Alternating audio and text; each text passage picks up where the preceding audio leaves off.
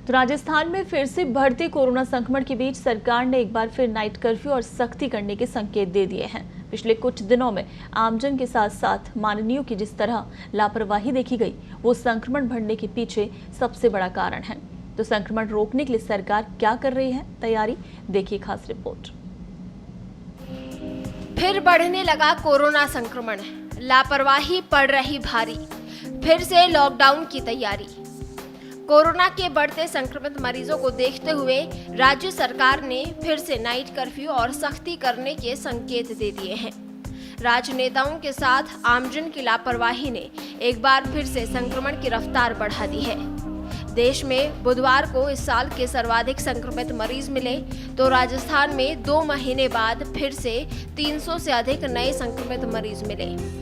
राज्य में कोरोना संक्रमण के बढ़ रहे मामलों के बीच अब प्रदेश में सरकार सख्त कदम उठाने की तैयारी में है।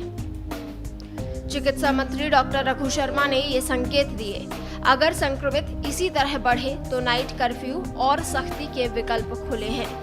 कई महीनों तक लॉकडाउन की मार झेल चुकी जनता को ये समझना होगा कि अगर फिर से लॉकडाउन की स्थिति आई तो बहुत बड़ा नुकसान उठाना पड़ सकता है। राजस्थान में पिछले कुछ दिनों में बढ़े संक्रमित मरीजों पर नजर डालें तो 17 मार्च को 313 नए संक्रमित मरीज मिले। 16 मार्च को यह आंकड़ा 241 दर्ज किया गया।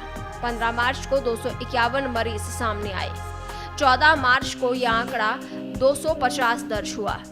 13 मार्च को 201 नए मरीज सामने आए। 12 मार्च को 237 नए मरीजों की पुष्टि हुई। वहीं 11 मार्च को 203 मरीज सामने आए। पिछले 7 दिनों में संक्रमित मरीजों की संख्या लगातार बढ़ रही है। जहां एक समय एक दिन में 100 से कम संक्रमित मरीजों की संख्या हो गई थी, वो अब 300 के पार हो गई है। पिछले कई दिनों में आमजन के साथ साथ चुनावी रैलियों, धरना प्रदर्शनों में जिस तरह लापरवाही देखी गई, वो भी संक्रमण बढ़ने के पीछे सबसे बड़ी वजह है। वैक्सीन आने के साथ जिस तरह लोगों की लापरवाही बढ़ गई, उन लोगों को ये समझना जरूरी है कि कोरोना अभी गया नहीं। अगर इसी तरह संक्रमण के मामले बढ़े तो फिर से लॉकडाउन जैसी स्थिति हो सकती है। पत्रिका टीवी, जयपुर।